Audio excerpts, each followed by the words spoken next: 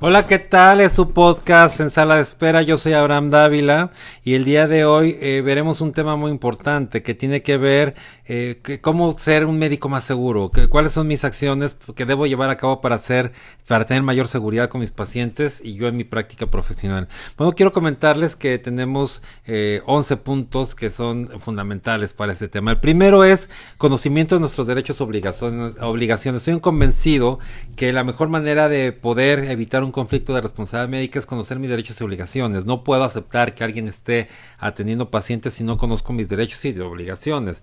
Yo conocí un caso de una ginecobstetra que estaba atendiendo una paciente embarazada, estaba llevando su control de embarazo y recuerdo que le dice la paciente: oiga, quiero cuando tenga mi bebé aprovechar y optar por un método anticonceptivo definitivo. Le dice: está bien, nomás me acuerdas, te faltan muchas semanas de control prenatal.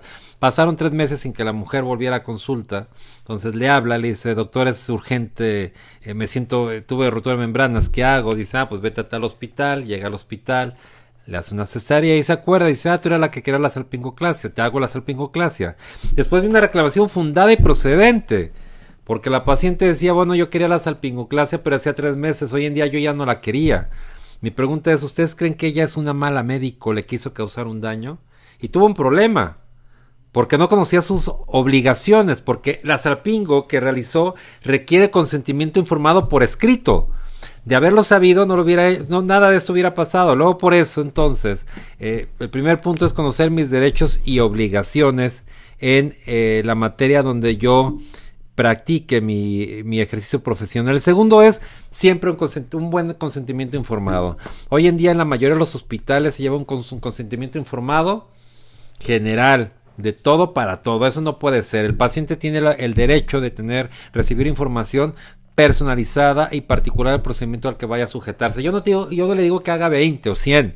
De los 10 procedimientos más frecuentes que hago una carta especializada de ese procedimiento. Vamos a tener un podcast de cartas de consentimiento en donde escriba padecimiento, procedimiento, riesgos y beneficios. Y hago todos los riesgos, porque si ocurre uno de ellos y yo no estar escrito en la carta de consentimiento, el paciente puede reclamarme, decirme: es que yo no sabía que ese era un riesgo, de haberlo sabido no me hubiera operado.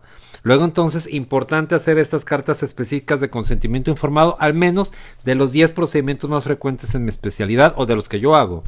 La tercera, atención por personal médico capacitado. Todo mi equipo médico tiene que ser médico capacitado. Es más, tengo que fomentar que mi equipo quirúrgico esté adiestrando, capacitando. Yo mismo ir a mis congresos. Bueno, yo no digo nada del tema social, pero realmente saber cuáles son las novedades en el tema médico en mi especialidad me va a dar un plus y una ventaja competitiva que me va a ayudar a tener menor riesgo. 4. Identificar al paciente de alto riesgo. Es indispensable en aquellos pacientes que yo puedo identificar que son de alto riesgo o no riesgo normal o que son especialmente conflictivos. Ya sé que mis medidas tienen que ser diferentes. Conmigo no va a ser la excepción. Entonces tengo que tomar una medidas diferente con ese tipo de pacientes para generarles mayor confianza y de hecho vamos a tener un podcast de cómo generar mayor confianza para tener este tipo de pacientes de alto riesgo conflictivos de una manera especial. La siguiente, una mayor estrecha vigilancia del paciente durante la atención médica. No solamente la atención médica pareciera que viene la consulta y se va, no, es integral. O sea, mi responsabilidad es qué pasa cuando se va a su casa, verificar, informarle, pedir la importancia que es que él continúe sus indicaciones médicas, que las siga al pie de la letra y de manera completa. ¿Cuántos de nosotros seguimos las indicaciones médicas completas? Bueno, tenemos que educar al paciente de esa importancia. Derivar cuando sea necesario. No somos todólogos. Pareciera que todo lo queremos arreglar, que sabemos de todo, y cuando no, seguimos insistiendo, aun cuando no tenemos el conocimiento y la destreza para atender a ese paciente. Hay que aceptar cuando que uno no sabe todo, y cuando eso ocurra, inmediatamente derivarlo con quien sí lo pueda atender. Una consulta o 2 de más, solamente por no perder al paciente, me pueden ocasionar un conflicto en donde puedo perder todo lo que he hecho en mi vida profesional, y eso hay que evitarlo a toda costa.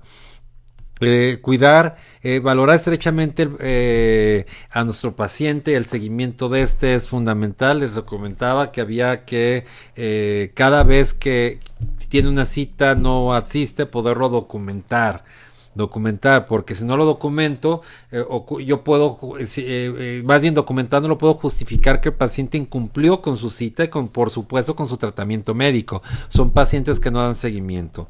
Y eso no ocurre, no llega un paciente y lo olvidamos, llega a los 2 meses, le seguimos dando tratamiento. Cuando ese paciente que no cumple presenta una demanda, no tenemos forma de justificar que ese paciente no acude a su seguimiento médico, como tanto él es responsable. La capacitación médica continua, sin duda es importante que sigamos capacitándonos día a día en estos congresos médicos. Hoy en día que no pueden ser los congresos médicos, bueno, pues hagámoslo a distancia. Hay miles y miles de YouTubes en donde pueden capacitarse. Hay que hacerlo. Ejercer la medicina basada en evidencias, no solamente en ocurrencias.